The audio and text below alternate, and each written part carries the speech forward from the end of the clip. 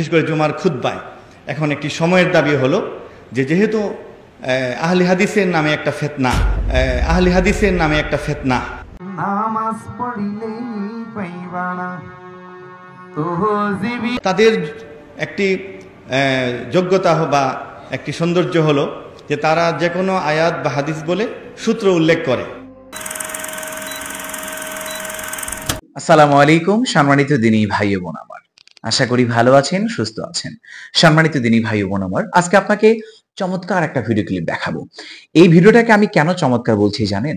কারণ একজন আলেম তিনি বিভিন্ন বিষয়ের উপরে আহলে হাদিসকে অপবাদ দিচ্ছে, আবার তিনি সত্য কথা বলছে, অর্থাৎ তিনি তাদেরই প্রশংসা করছে। এখানে আরো একটা বিষয়ে খুব ভালোভাবে উপস্থাপিত হয়, সত্য কখনো চাপা থাকে না। সত্যর একটা মহৎ গুণ হচ্ছে সবসময় সে মাথা উঁচু করে দাঁড়াবে। সম্মানিত দিনী ভাই বোন আমার, এই পর্যায়ের কথা না বলে চলুন সেই রহস্যমূলক ভিডিও ক্লিপটা দেখে আসি। বিশেষ করে জুমার খুতবায় এখন একটি সময়ের দাবি হলো যে যেহেতু আহলে হাদিসের নামে একটা ফিতনা লিয়াদাইন এক গ্রুপ বা গায়র মুকাল্লিদিন ছিল আরো 20-30-50 বছর আগে, কিন্তু এখন এরা মিডিয়াতে দখল নেওয়ার কারণে ব্যাপকভাবে মানুষকে বিভ্রান্ত করছে। তাদের একটি যোগ্যতা বা একটি সৌন্দর্য হলো যে তারা যে কোনো আয়াত বা হাদিস বলে সূত্র উল্লেখ করে। আমাদের কিতাবাদিতে আগে এটি হয়তো অতটা প্রয়োজন মনে করিনি, এখন মনে হয় যে আমাদের সকল ক্ষেত্রে ওই বক্তব্যে, কিতাব রচনায়, বই রচনায় হাদিসের নাম্বার, আয়াতের নাম্বারগুলো আমরা যদি দিতে পারি তাহলে আমাদের কাজে সুবিধা হবে। সম্মানিত দিনী ভাই ও বোন আমার, ডক্টর ওয়ালিউর রহমান খান, বাংলাদেশ জাতীয় মসজিদ খতিব, তার ব্যক্তিগত পরিচয় সম্পর্কে আমাদের জানার কোনো ইচ্ছা নেই। তার আনিত অভিযোগ আহলে হাদিসরা ফিতনাবাজ, আহলে হাদিসরা আমাদের সুন্নাহ নিয়ে ব্যঙ্গাত্ব করে, যেটা মিস্টেক। আপনার সুন্নাহ নিয়ে ব্যঙ্গাত্ব করি না, আপনার সুন্নাহ নিয়ে কথাও বলি না। আপনি যে সুন্নাহটা করছেন বা সুন্নাহ বলে চালিয়ে দিচ্ছেন, সেই সুন্নাহটা আপনার সুন্নাহ বলে চালাচ্ছেন বলেই আমরা এই বিরোধিতা করছি। আপনাকে কেবলমাত্র একজনের সুন্নাহ ধারণ করতে হবে, তিনি হচ্ছেন মুহাম্মদ সাল্লাল্লাহু আলাইহি ওয়াসাল্লাম। এরপরে রফাদান নিয়ে কথা বলেছেন, ঈদের সালাত অর্থাৎ তাকবীর নিয়ে কথা বলেছেন। সম্মানিত দিনী ভাই ও বোন আমার, ফিতনাবাজ, রফাদাইন, ঈদের তাকবীর, তাদের সুন্নাহ নিয়ে ব্যঙ্গা, এই বিষয়গুলো নিয়ে তিনি কথা বলছেন এবং আহলে হাদিসকে তিনি ফিতনাবাজ বলছেন। এখন আপনাকে বলি, এই মানুষটা ভালো মন্দ এটাকে যদি আপনি জাস্টিফাই করতে যান যে এই মানুষটা আসলে ভালো নাকি মন্দ, এটা আপনি কিভাবে বুঝবেন? আমার কথা শুনে আমি যদি বলি ওই লোকটা খারাপ, আপনি মেনে নিবেন? না না না না, ইসলাম এটা মানে মেনে নিতে বারণ করেছে। ওই লোকটা ভালো, আপনি মেনে নিবেন, এটাও ইসলাম বারণ করেছে। তাহলে আপনি কি মানবেন, কিভাবে? এই জন্য কি পবিত্র কোরআন থেকে কোনো আয়াত লাগবে? নো, নেভার, কোনো দরকার নেই। ওই লোকের ভালো মন্দ বোঝার জন্য পবিত্র কোরআনের কোনো আয়াতেরই দরকার নেই আপাতত আর কি। এরপরে হচ্ছে তাহলে সহিহ হাদিসের কোনো দলিল, এটারও দরকার নেই। তাহলে কি দরকার আছে? দরকার হচ্ছে আপনার এই যে এই নলেজটাই, জ্ঞানটা আপনাকে হতে হবে স্বশিক্ষিত এবং পবিত্র কোরআন এবং সহিহ হাদিস সম্পর্কে খুব বেশি না হলেও বেসিক যে নলেজটা সেটা হলেই চলবে। ঠিক আছে? এবার আপনি চিন্তা করেন, আপনাকে ছোট একটা ভিডিও ক্লিপ দেখাই।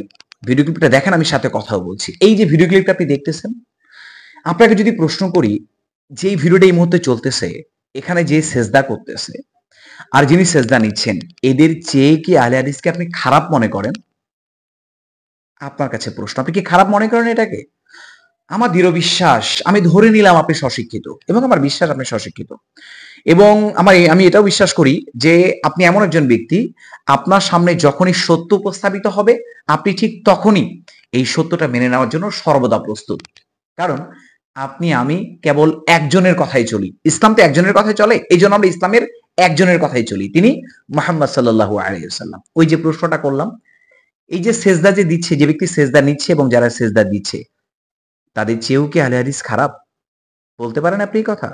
না, আমার দৃঢ় বিশ্বাস আপনি বলবেন যে না, আহলে হাদিস আর এদের থেকে ভালো। কারণ আহলে হাদিসের এমন কোন আমল আপনি দেখাতে পারবেন না যেটা পবিত্র কোরআন এবং সহিহ হাদিসের বহির্ভূত। No, never. একটি আমলও দেখাতে পারবেন না, ইনশাআল্লাহ একটি আমলও দেখাতে পারবেন না যেটা কোরআনে নাই, হাদিসে নাই। কোথাও না কোথাও তো আছে, হয় কোরআনে আছে না হাদিসে আছে, আর কোরআনে থাকলে তো হাদিসে ইনশাআল্লাহ থাকবেই। সম্মানিত দিনী ভাই বোন আমার, আমি যেটা বলতে চাচ্ছি, ওই মানুষটা ভালো নাকি খারাপ, এই জন্য পবিত্র কোরআন সহিহ হাদিস কোনোটাই দরকার নাই। কি দরকার তাহলে? দরকার হচ্ছে আপনার স্বশিক্ষা। স্বশিক্ষা। তো আপনি এখন চিন্তা করেন, এই আলেম ডক্টর ওয়ালিউর রহমান খান, এই ব্যক্তি এদেরকে নিয়ে কখনো কি কথা বলেছে? বুকে হাত দিয়ে বলেন, সত্যি কথা বলেন। ইতিপূর্বে হিজবুত তাহদকে নিয়ে কি তারা কখনো কথা বলেছে? এদের চেয়েও কি আহলে হাদিসরা খারাপ? না, তারা যে খারাপ না, আহলে হাদিসরা যে খারাপ না, এর একটা বড় প্রমাণ হচ্ছে তিনি নিজেই দিয়েছেন যে আহলে হাদিসরা যখন কথা বলে তখন তারা হাদিসের রেফারেন্স, কোরআনের আয়াতের রেফারেন্স দিয়েই তারা কথা বলে, যেটা তারা করবে এখন বলে তারা মানে এখন থেকে তারা একটু চেষ্টা বা চিন্তা ভাবনা করতেছে। সম্মানিত দিনী ভাই বোন আমার, এরপরেও কি আপনার জ্ঞান খুলবে না? এরপরেও কি নিজস্ব শিক্ষাটাকে আপনি একটুকে সংস্কার করে নিবেন না? শুধু অন্যের কথা শুনেই আপনি দৌড়াবেন? ভালো মন্দ যাচাই করার কি ক্ষমতা আপনি অর্জন করবেন না? আহলে হাদিসরা যখনই কোনো কিছুর কথা বলে, যখন কোনো আমলের কথা বলে, যখনই কোনো আমলের কথা বলে, তখন তারা রেফারেন্স দিয়েই কথা বলে। এটা আমার কথা, আপনারা তো এমনি দেখেন। হ্যাঁ, আমরা তো বলি এবং আমরা সেটা দেখাই, কিন্তু এটা ডক্টর ওয়ালিউর রহমান খান আপনাদের আইকনের কথা বলছি, আপনাদের আইকনে কথা বলেছে যে আহলে হাদিসরা যখন কথা বলে তখন পবিত্র কোরআনের রেফারেন্স, সহিহ হাদিসের রেফারেন্স দিয়েই কথা বলে। অর্থাৎ তাদের কথা মানতে কোনো কষ্ট হওয়ার কথা আপনার না। এরপরেও যদি আপনার মানতে কষ্ট হয়, তার মানে আপনি অবশ্যই ধরে নেন যে আপনি পবিত্র কোরআন এবং সহিহ হাদিসকে মানতে কষ্ট পাচ্ছেন। সম্মানিত দিনী ভাই ও বোন আমার, যে মানুষগুলো হিজবুত তাওহীদ নিয়ে কথা বলে না, যে মানুষগুলো এই সমস্ত ভণ্ড শায়েখদেরকে নিয়ে কথা বলে না, আরো যে যে একটা মোটা করে কি জানি নাম আর কি, বেটা ভণ্ড না, ঠিক ঠিক মনে আসতেছে না, এদের বিরুদ্ধে এরা কোনোদিনও কথা বলে না। কথা বলতে শুধু এসেছে আহলে হাদিস হেতনাবাস, তারা ভালো না, মিডিয়া দখল করে নিয়েছে, বিভিন্ন নতুন নতুন আমলের কথা বলতেছে। আস্তাগফিরুল্লাহ। আহলে হাদিসের একটা আমল দেখান যেটা পবিত্র কোরআন এবং সহিহ হাদিসের বহির্ভূত, দেখান। দেখাতে পারবেন না ইনশাআল্লাহ। সম্মানিত দিনী ভাই ও বোন আমার, আহলে হাদিস আপনাকে আমন্ত্রণ করে বা আহ্বান করে যে আপনার এই আমলটা পবিত্র কোরআন এবং সহিহ হাদিসের আলোকেই হোক। আর এটা আমন্ত্রণ বা আহ্বান করতে গিয়েই এরা বা হয়ে যায় ফিতনাবাস, এদেরকে দিয়ে আপনাদের ক্ষতি হয়, কারণ আপনারা আপনাদের নিজস্ব কি সুন্নাহর উপরে চলতেছেন। ওই যে একটু আগে বলছে শোনেন নাই যে আমাদের সুন্নাহগুলো নিয়ে তারা ব্যঙ্গা করে। হ্যাঁ, আপনাদের সুন্নাহগুলো ব্যঙ্গা করি না, আপনার সুন্নাহ চলবে না আমরা এই কথা বলি, কারণ আপনি ওই সুন্নাহ কোথায় পাইছেন? আপনাকে তো ওই সুন্নাহ পালন করতে হবে যে সুন্নাহ মুহাম্মদ সাল্লাল্লাহু আলাইহি ওয়াসাল্লাম আমাদেরকে শিখিয়ে গেছেন। সম্মানিত দিনী ভাই ও বোন আমার, লম্বা সময় ধরে আলোচনা করার কোনো ইচ্ছা আমার নেই। আমি এতটুকু বিশ্বাস রাখি আমার যে অডিয়েন্স আপনারা যারা রয়েছেন আমার দিনী ভাই, অল্পতেই বুঝতে পারেন আমি আসলে কি বলতে চাচ্ছি, কারণ আমার দৃঢ় বিশ্বাস এখানে কোনো মূর্খ আমার এই আলোচনা শোনার জন্য বসেনি। নিশ্চয়ই আপনি স্বশিক্ষিত, এবং আপনি যদি স্বশিক্ষিত হয়ে নাও থাকেন, আমি দোয়া করি আল্লাহ আপনাকে স্বশিক্ষার মর্যাদা দান করুক এবং স্বশিক্ষা অর্জন করার তৌফিক দান করুক। সম্মানিত দিনী ভাই বোন আমার, আমি আপনার মনে কষ্ট দেওয়ার জন্য কিচ্ছু বলিনি। এরপরেও যদি আমার কথায় আপনি কষ্ট পেয়ে থাকেন তাহলে ক্ষমা সুন্দর দৃষ্টিতে দেখবেন। যাই হোক, এই পর্যায়ে আর কথা না বাড়িয়ে মহান রবের কাছে প্রার্থনা করছি, হে আল্লাহ, আমাদের সকল মুসলিমকে তুমি এক করে দাও, আমাদেরকে একত্রিত হয়ে কাজ করার তৌফিক দান করো। সেই সাথে সাথে হে আল্লাহ, আমাদের সকলকে তুমি পবিত্র কোরআন এবং সহিহ হাদিস আলোকে চলার তৌফিক দান করো। এই আশায়, এই কামনায় আজকের এই ভিডিওটা আমরা এখানেই শেষ করছি। আবার দেখা হবে ইসলামিক নতুন কোনো ভিডিওতে ইনশাআল্লাহ। ততক্ষণ পর্যন্ত মহান রব আমাদের প্রত্যেককেই ভালো রাখুন, সুস্থ রাখুন। আসসালামু আলাইকুম ওয়া রাহমাতুল্লাহি ওয়া বারাকাতুহু।